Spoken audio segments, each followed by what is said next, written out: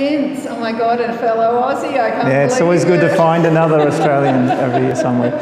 Well, I feel like more European. I went back in 2009 and I felt like, oh my God, I'm like from another planet almost. The world, because I've been away too long. That's right. It doesn't seem like things changed that fast back there. No, but it had. But of course. It was weird. It was weird. Of course. But anyway, great to meet you. And oh my God, it sounds like a fascinating company, Technicolor. Will you tell me a bit about it? Sure. Technicolor is basically it's an innovator at the crossroads of media and entertainment with technology. You know, so we think of ourselves as a company that's artistry meets technology. Okay. So how do you bring the experiences of great stories and imagination to people so they can experience that?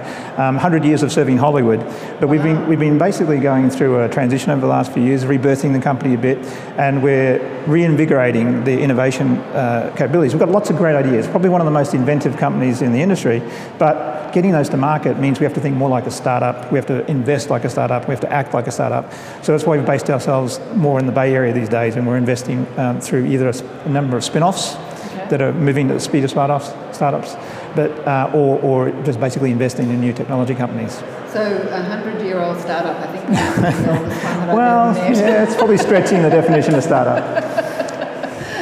Anyway, I guess really startup is really more synchronistic with the term of innovation. That's right. That's what you're on about, not becoming a corporate sort of dinosaur that sort of outpaces itself. So tell me what brings you over to the Bay Area and how that all started.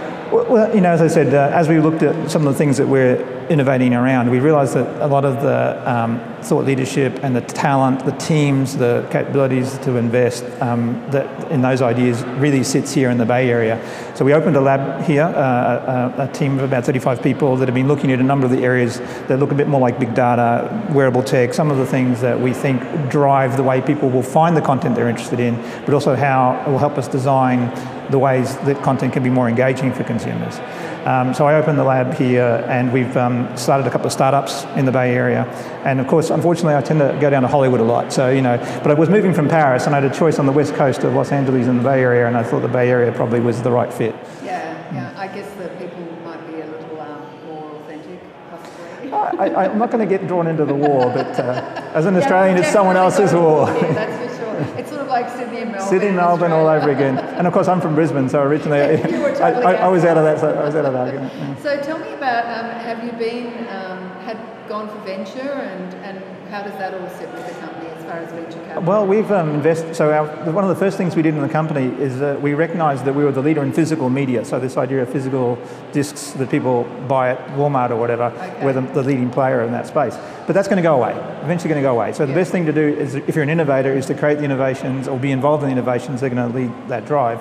So we created a startup called, it's now called MGO. It's gone through a couple of iterations. And it's the idea of connecting end consumers through over-the-top services like an iTunes or a Netflix, but not a subscription model. It's more on demand. As I said, think of the physical media going away when you're at Walmart, but now you're buying it over the top. And we're working with Roku. It was announced last week that we're the iTunes store inside the Roku boxes. That's an example, right? Okay. But we've got probably another 15 or 20 startups in that same vein. That's the oldest one.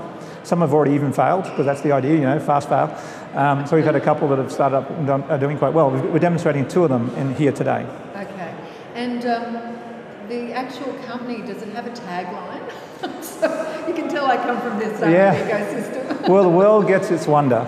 Okay. So if you think about us... That doesn't tell me at all what you do. No, as I said, and this is one of those things that we've, as a company, we're still starting up. Okay. So if you think of us as a company that's driving innovation and creativity in the media and entertainment technology of the world. Okay. So you'd be in our domain, which is video, I guess. That's video, yeah. So if you think, so one of the things we did recently is a few years ago now is we created we do a lot of workflow on Hollywood. As you can imagine, 75% of the world's blockbusters were involved in producing and touching them, creating the colour, creating the sound, creating visual effects.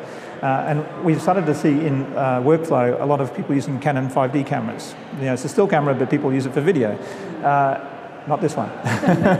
but as a result, we realised that the colour profile there wasn't oriented towards professional production. So we produced a colour profile and put it on our website, and we just allow people to download it for free. It's just like a form of marketing. But it's that sort of space. We're focused on how you can make creativity in content, more accessible and better content, and then make sure that consumers can, because ultimately we make money when people consume content. So we want to make sure the best possible experiences by people who pay for content can actually reach that content. Fabulous, that's fabulous.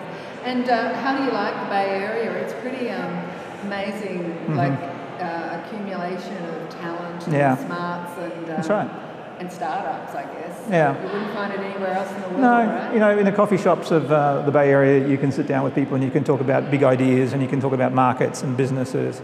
And it's very rare that you can just wander into pretty much any corner of a geography like this and find yourself talking about big ideas like that. It's great. I spoke to an Aussie about a year ago, and she said, "Oh my God!" She said, "If you went back to Australia, you'd be considered like a rock star." And I was like, "I'm not going back." No, don't go back. It's hard. To be an ordinary person here. That's right.